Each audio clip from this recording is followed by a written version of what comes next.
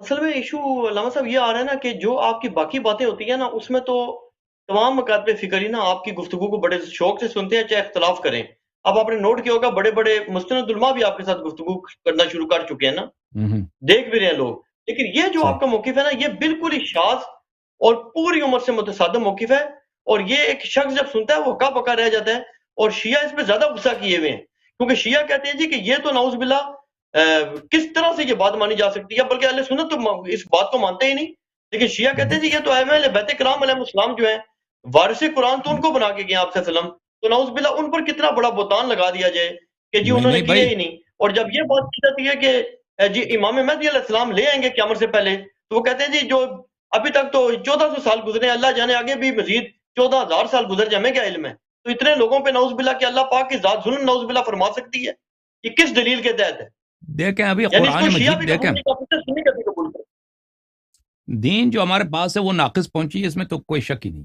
دیکھیں صرف قرآن وہی تو نہیں ہے نا، حدیث بھی وہی ہے. وما ينطق عن الهوى ان هو الا وحی یوحى. رسول پاک صلی اللہ علیہ وسلم کے احادیث جو ابھی ہمارے پاس ہیں، یعنی میں جماعت مخالفین کی بات کروں، یہ تو رسول پاک صلی اللہ علیہ وسلم مکے میں تھے، ان کے کتنے احادیث ہیں مکے کے زمانے سے؟ بہت کم. اکثر قرآن مکے میں نازل ہوئی، آپ کو پتہ ہے. زیادہ قرآن مکے میں نازل ہوئی، کم قرآن مدینے میں نازل ہوئی. تو اس زمانے میں قرآن احادیث کتنے ہیں مکے کے؟ بہت ہی کم، بہت ہی کم.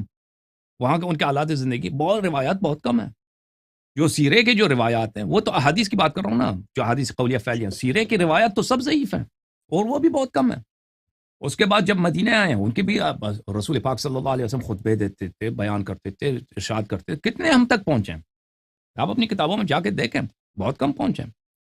تو یہ اللہ کا نہیں ہے کہ اللہ نے ظلم کیا ہے، یہ مسلمانوں نے خود ظلم کیا ہے اپنے آپ پر.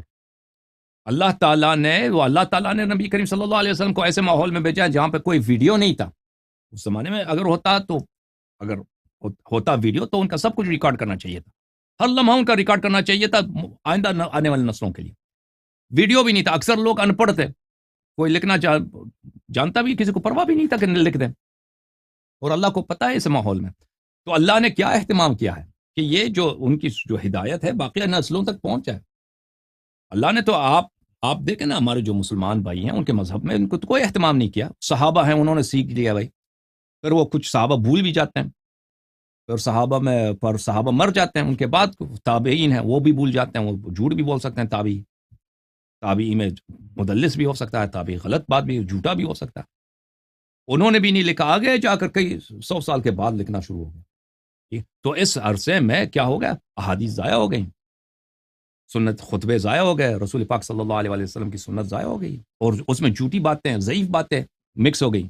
تو ابھی ہمارے پاس کے جو ہے نا، آپ اگر اللہ کی بات کرتے ہیں نا تو اللہ کا آپ فریقین کے درمیان اگر مقابلہ کیا آپ کے مذہب کے مطابق، اللہ کا ظلم تو بہت واضح ہے کہ اللہ کو پتہ ہے کہ آپ اس حبیب کو بھیج رہے ہیں ایک ایسے قوم میں کہ 100 سال کے بعد یہ باتیں تو لازمی باتیں پیدا ہونی ہی ہونی کہ شریعت میں بدعتیں داخل ہوں گی، جھوٹی احادیث گڑی جائیں گی. تو بعد میں آنے والے لوگ کیسے اس کا تمیز کریں گے؟ تب وہ اختلافات تو پیدا ہوں گے. تو اس کے لیے اللہ نے کیا طریقے کا کچھ بھی نہیں بنایا، کچھ بھی نہیں کیا اللہ نے. ٹھیک ہے.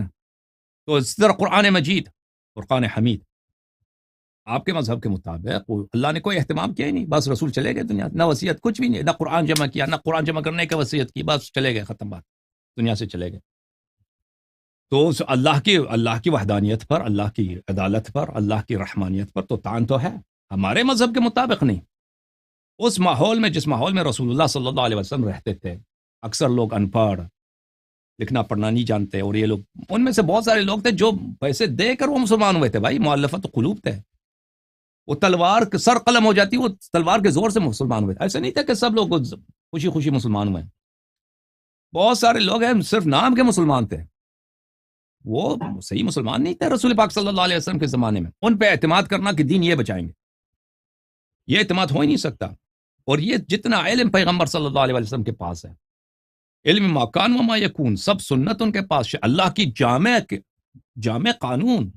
یعنی ابھی ہم ہر چیز جو بشر کر لیتا ہے اس کے لیے اللہ کی جانب سے ہدایت، قانون، یا اللہ کی جانب سے ہے، دین میں ناقص تو نہیں ہو سکتی. تو وہ اس کے احکام تو تھے، وہ کہاں چلے گئے؟ وہ کہاں رسول پاک صلی اللہ علیہ وسلم نے اس کی حفاظت کا کیا ہے اس کے متعلق آپ کا عرض کروں، اس کا کوئی طریقہ کار ہو ہی نہیں سکتا کہ ایک ایسا شخص ہو نبی صلی اللہ علیہ وسلم کے بعد کہ ان کے علم کا حامل ہو، کہ وہ جو جس طرح پیغمبر معصوم ہے وہ بھی معصوم ہے، جس طرح پیغمبر صلی اللہ علیہ وسلم کے پاس سب علم ہے وہ ان علم کو منتقل کریں اپنے بعد تاکہ یہ سب ضائع نہ ہو۔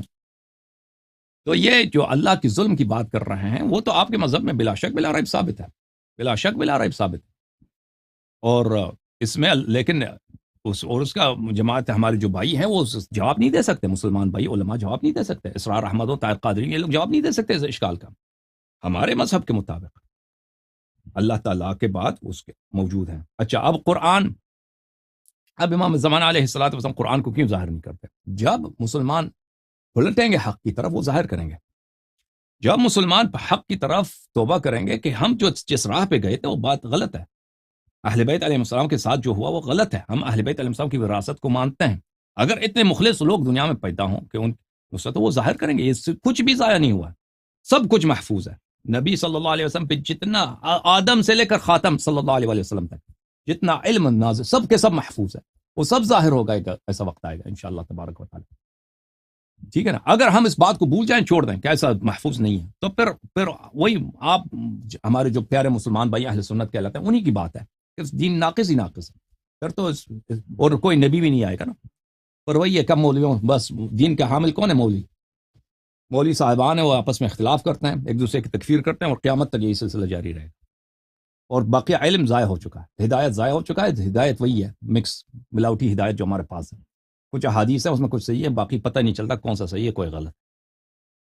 اوکے علی الحسن بھائی، بس سر ایک بات کرتا ہوں فائنل، ہمارا جی سر سر، جن شیعہ حضرات سے نا رابطہ رہتا ہے مختلف واٹس ایپ گروپس وغیرہ میں، موسٹلی آپ کے اسٹوڈنٹس ہی ہیں وہ انڈائریکٹلی، لیکن ایک بات پہ وہ اعتراض کرتے ہیں نا، وہ کہتے ہیں جی کہ اہل سنت پہ تو اعتراض وہ کرتے ہیں، وہ کہتے ہیں جی آپ کے یہاں نا اس پہ بھی بلکہ آپ روشنی ڈال دیجیے گا ذرا پریکٹیکلی کہ ان کا پہلے تو یہ بتا دیں یہ دعویٰ درست ہے یا نہیں۔ وہ جو شیعہ حضرات ہیں نا جن سے ہمارا واسطہ پڑتا ہے نا، وہ یہ کہتے ہیں کہ جی اہل سنت کے پاس تفسیر میں ائمہ اہل بیت کرام علیہ السلام سے اقوال بالکل زیرو کے برابر ہیں، اور ہمارے پاس بہت زیادہ ہیں، بلکہ وہ تو یہاں تک دعویٰ کرتے ہیں کہ ہمارے پاس 90% 99% تک تمام قرآن کی تفاسیر ائمہ اہل بیت سے موجود ہیں۔ اچھا یہ ان کا دعویٰ مجھے نہیں پتا سچا ہے کہ جھوٹا ہے، اہل سنت کا تو ایسا دعویٰ ہی نہیں ہے کہ اہل بیت سے لیا ہے، بلکہ وہ تو یہ کہتے ہیں کہ جی صحابہ کرام سے بھی لیا تو ڈائریکٹلی تو ہم نے تو بلکہ اوپر جا کے ڈائریکٹ آپ وسلم سے لے لیا ہے۔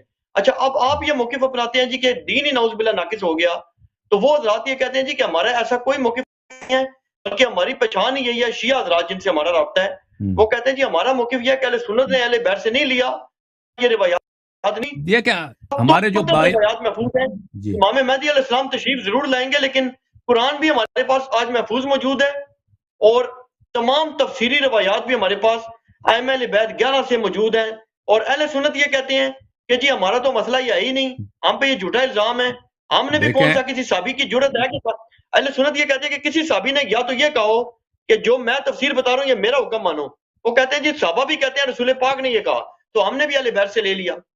اب دونوں پہ آپ روشنی ڈال دیں کہ دونوں کی باتوں میں کیا سچائی ہے کیا جھوٹ ہے۔ دیکھیں یہ کہ ہمارے بھائی جو اہل سنت کہلاتے ہیں کہ یہ لوگ اہل بیت علیہ السلام کی اتباع نہیں کرتے تو واضح ہے، ہمارے جو بھائی اہل سنت ہیں ابو حنیفہ فقہ میں وہ یا ابو حنیفہ کی اتباع کرتے ہیں یا 4 امام ہیں، ان کا فقہ اہل بیت علیہ السلام سے ماخوذ نہیں ہے، یہ تو واضح ہے، ان کے اپنے پاس جو احادیث کا سلسلہ ہے ابو حنیفہ صاحب تھے یا شافعی مالکی، یہ لوگ احمد بن حنبل کا تو فقہ نہیں ہے، اس کو ایسے ہی فقی کہتے ہیں، اس کے کوئی فقہ نہیں ہے، یہ لوگ ان کا جو اپنا احادیث تھے ان کا جو اپنے اجتہاد کا طریقہ کار تھا اس پہ عمل کرتے تھے، اور انہوں نے اہل بیت علیہ السلام سے نہیں یہ فقہ ان کے پاس بھی ہے نا، یہ کہتے ہیں نا کہ یہ میری اگر سنت بھائی سے بات ہوئی نا، وہ کہتے ہیں جو ہمارے پاس حدیث ہے نا، بلکہ مودودی صاحب نے بھی یہ لکھا ہے، یہ سوال مودودی صاحب سے ہوا تھا، انہوں نے کہا جی ہم رسول پاک صلی اللہ علیہ وسلم سے حدیث لکھتے ہیں یا صحابیوں کے حدیث صحابہ کی باتوں کو حدیث کہتے ہیں، انہوں نے کہا جی ہم بھی کہتے ہیں رسول پاک صلی اللہ علیہ وسلم نے کیا، تو ہم اگر نیچے نہیں آ رہے بلکہ ہم تو اوپر ڈائریکٹ جا رہے ہیں۔ صحیح بات آپ یہ سنیوں کی بات ہے، تو اہل بیت علیہ السلام کی فقہ میں تو اتباع نہیں کرتا ہے، ٹھیک ہے نا؟ اب جو احادیث کی بات ہے تو آپ کی کتب میں ادھر ادھر ملتا ہے کہ مثلا آپ کے محدثین نے اہل بیت علیہ السلام سے کچھ احادیث اخذ کی ہیں لیکن اتنے زیادہ نہیں ہیں، وہ کم ہی ہیں، یا راوی کی حیثیت سے، حالانکہ ان کو ثقہ راوی مانتے ہیں، ان کی تعریف کرتے ہیں، لیکن ان سے روایات کم ہیں آپ کی کتب میں کہ رسول پاک صلی اللہ علیہ وسلم سے روایت نقل کی ہوں، اس کے مقابلے میں سفیان ثوری مثلا زہری یا فرض کریں حسن بصری، ان کے روایت بہت زیادہ ہیں ائمہ اہل بیت علیہ السلام کے مقابلے میں.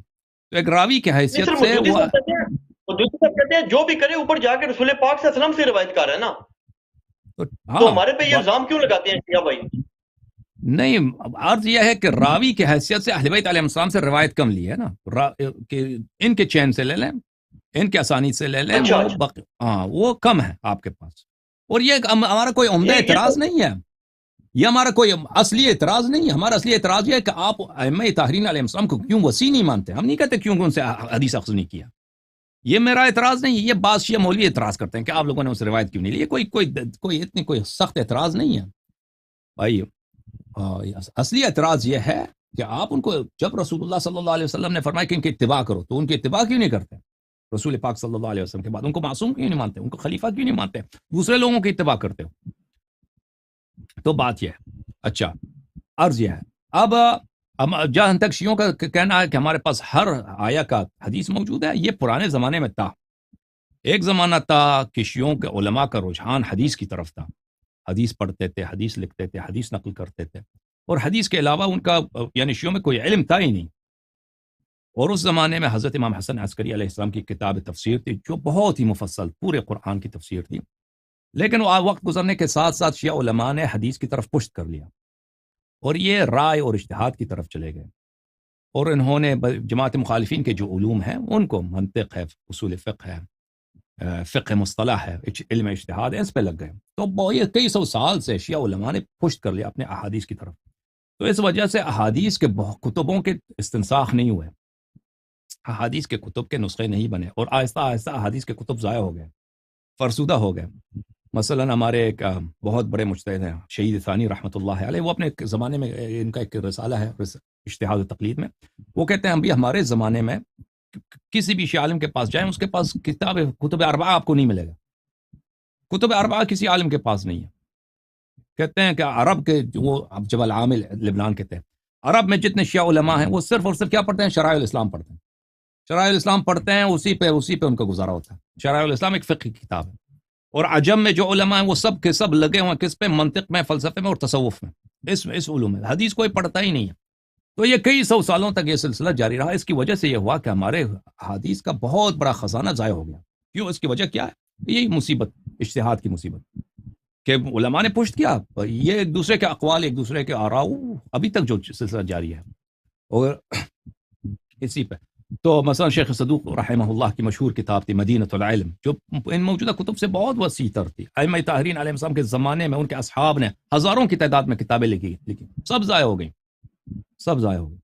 تو یہ شیعہ علماء اس کا الزام لگاتے ہیں کہ ہمارے کتاب خانے کو جلایا گیا. نہیں، کتاب خانے کو اگر جلایا گیا تو سب کتابوں کو تو نہیں جلایا.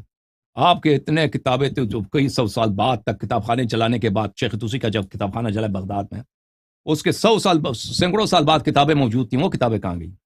تو اس کا وجہ یہی ہے کہ شیعہ علماء نے اپنے حدیث کی خدمت نہیں کی، بلکہ حدیث کی خیانت کی ہمارے علماء نے. تو اب اس کا نتیجہ یہ ہوا ہے کہ اب ہمارے پاس ہر آیا کا تفسیر نہیں ہے. پرانے زمانے میں تھا، اب نہیں ہے. اب بہت سارے آیات کی تفسیر ہے ائمہ علیہ السلام سے، اور بہت سارے آیات کی تفاسیر ہمارے پاس نہیں. Okay sir. تو یہ جو تفسیر امام حسن عسکری علیہ السلام کا آپ نے ذکر فرمایا ہے، یہ جعلی کتاب ہے یا واقعی امام حسن عسکری علیہ السلام نے خود لکھی ہے؟ واقعی کتاب ہے، بہت ہی بہترین کتاب ہے. یہ پرانے زمانے میں یہ بہت ہاں، یہ پرانے زمانے میں پورے قرآن کی اب تو صرف سورہ حمد اور سورہ بقرہ کے کچھ حصہ بچ گیا. اب تو 500-600 صفحے بچ گئے، باقی ضائع ہو گئے. پہلے تو زمانے میں تو پورے قرآن کا کئی مفصل 20-30 مجلدات پہ مشتمل تھی. اب زمانے کے ظلم سے وہ ضائع ہو گیا، باقی کچھ بچ گیا. اور بہت ہی قیمتی، یعنی اتنا نورانی کتاب، اتنا قیمتی کتاب، اس کے میں مطالب دیکھیں جو حجج ہیں، بینات ہیں، انسان کا عقل حیران رہ جاتا ہے. امام حسن عسکری علیہ السلام کی جو تفسیر ہے. نہیں ابھی سر یہ ابھی بندہ نہیں پڑھ سکتا کہ پڑھنی ہو تو پڑھ سکتے ہیں آپ. میں نے عرض کیا نا، سورہ بقرہ کے کچھ اجزاء تک باقی ہے، 500-600 صفحے، باقی اس کا ضائع ہو چکا ہے، نہیں ہے کسی کا. تو اس کی اردو ٹرانسلیشن وغیرہ ہوئی ہے کوئی؟ نہیں معلوم، آپ سرچ کریں، آن لائن مل جائے گا. ہوا ہوگا، مجھے نہیں معلوم، ہوا ہوگا. اچھا جی سر. اوکے میرے بھائی، سوالات ختم ہے آپ کے؟ اوکے جناب، تھینک یو سر. خدا آپ کو جزائے خیر دے، عزت دے. تھینک یو میرے بھائی. علی